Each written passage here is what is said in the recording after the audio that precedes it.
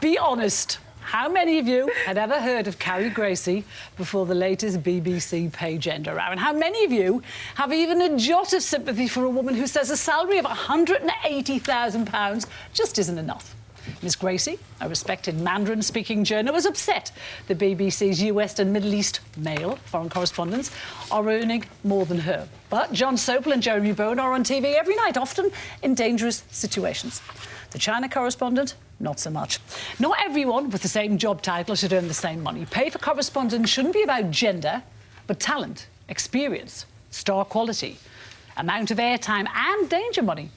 I'm sorry if you think this is a betrayal of the sisterhood, Afua. I think it's a betrayal of licence payers' money. The crux of this argument is the BBC is throwing money at six-figure salaries in the first place, which is why this pay row shouldn't be about levelling up women's pay. It should be about taking down all pay to fair, equal and reasonable levels. Culture Secretary Matt Hancock reckons no one at the BBC should earn more than the PM. I think he's right. Carole, listening to that was an emotional roller coaster. Okay. Because the point you ended up at, I think, is exactly what. But the point you ended up at is exactly what Carrie Gracie is saying. Actually, I'm just going to show you what she says. She says, "I am not asking for more money. But she was. I believe I am very well paid already, especially as someone working for a publicly funded organisation.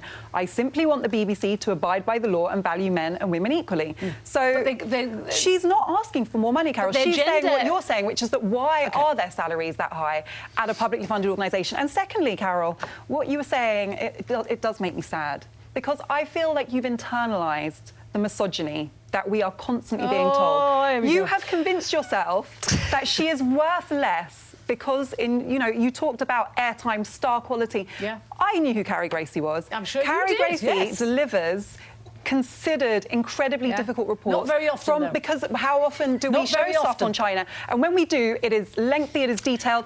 It's delivered. She speaks two languages. She has also faced personal and security threats doing her reporting. I think the reason that people like you, Carole, think she is worth less is because you have bought into the narrative. When did I ever say she was worthless? I never said she was worthless. What I said didn't say worthless. I said worthless. Oh, I said worthless. Okay, listen. We have got an elite class of presenters here, the lowest paid of which, the ones who are on 100 grand and were saying that it wasn't enough money, it wasn't parity with the guys. That's 5 times the average salary in this country, which is 27.5 grand.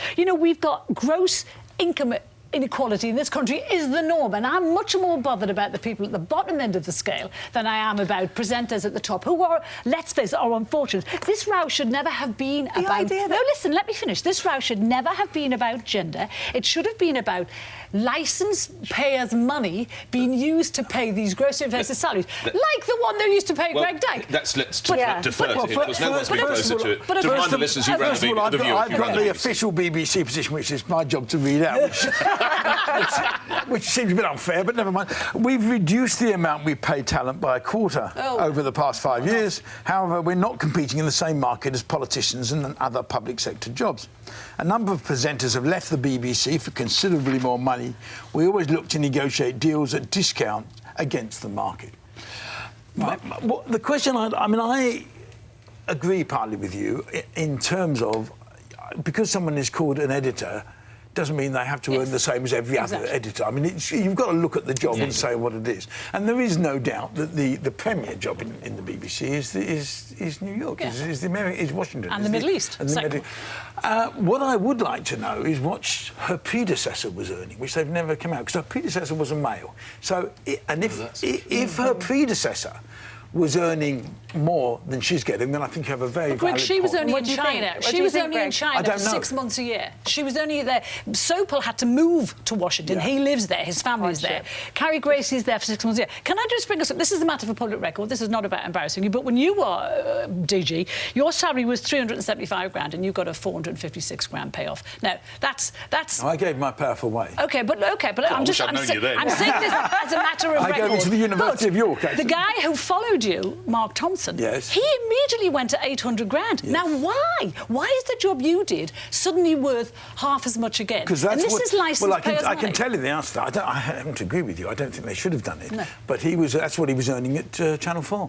and they paid that to get Michael Grade, who was then chairman, paid that to get him. I went to the BBC at a third of what I'd earned the year before because it was a good job. I fancied it. I wanted to do it, but I'd made quite a lot of money anyway. So, this is taxpayers' money, and they can't just use it like I don't think that's. I think you're confusing two arguments. One is the argument about I think the BBC has got to take seriously equal pay, and I think they've promised they will. They're going to do an analysis, and I suspect they were quite surprised to find out they weren't an equal pay company. Actually, really? Yes. I don't think there would have been a structure and they said what are women earning? I don't think they would have known that the top 10. There were hardly any women in the top 10. How many women came to you asking for pay rises when you were DG? How many women compared to men? Not many people came to me and asked for pay rises. I can think of... No, there were as many women. But then I had a lot of women at senior positions. So, that, we had control of BBC One, control of BBC Two, head of Radio 4, head of radio, head of television. They were all women. Yeah. So the people I dealt with and negotiated with were disproportionately women. But then, so I think that there's two separate arguments here about one is whether or not we're paying too high a salary in the first place. And my response to that would be... ultimately, it's market. It's not market. It's a public service broadcaster. Yeah, but at the same time, I know the BBC is public service. But if you want the best journalists, and you want, and journalist A can work for the BBC for 50 quid, or he can be over here on a commercial broadcaster for 1,000 quid. He or she is going to choose £1,000, possibly. So anyway, to me, I think that it's market forces which determines that, and also how good somebody's agent is, which determines how well they're getting paid. That's my first point. My second point on equality in pay, you'll know the answer to this. When an organisation is so vast and so broad with so many people, one of the challenges it has is actually taking the time and having the data to actually be benchmarking all of that data. And what goes on in a lot of organisations is sometimes, and I'm not arguing this on behalf of organisations, because some organisations are poor in what they're paying and all the rest of it, but often in a big organisation, that data set to simply sit down and look at two people at similar levels doing similar roles, having that data to hand to compare isn't always easy and available. Is that fair or not? So would you... Well, I mean, what we're talking about in this is BBC News, where they are all, by and large, employees of the BBC. As I say, I doubt whether, until recent years, anybody had done that analysis across the BBC. They're doing it now, and that's why they say by 220... Let me just come in, because you had the official BBC comment. I wonder if we can see some unofficial BBC comment. John Humphreys proving, of course, the old adage, you're never alone with a microphone. First question will be how much of your salary you are prepared to hand over to Carrie Gracie to keep her. And then a few comments about your other colleagues, like our Middle East editor and the other men who are earning too much. She's actually suggested that you should lose money. You know that, don't you? You've read the thing properly, have you?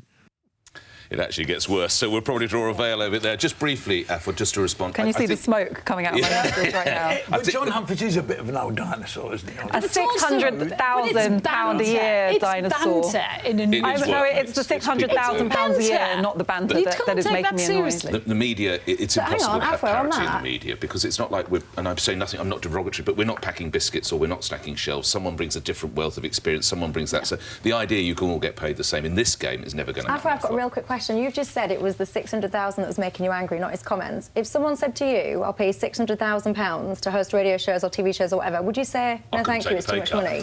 I honestly think it is not acceptable for a public service broadcaster. Would you turn that package down? I would, if it was for a public service broadcast. But I would like to frame all this by saying I'm not sitting here arguing that that BBC journalists shouldn't be paid market value, but there are grossly inflated salaries. But it's also fallacy to think that the BBC gets paid less. Robert Peston is on 300 and odd grand at ITV. His oppo on the other saying Andrew Marr, he's on 446,000. So it's not true. And I look forward to the day, Michelle, where you can hold me up on that, because I'm earning so much that I have to answer questions.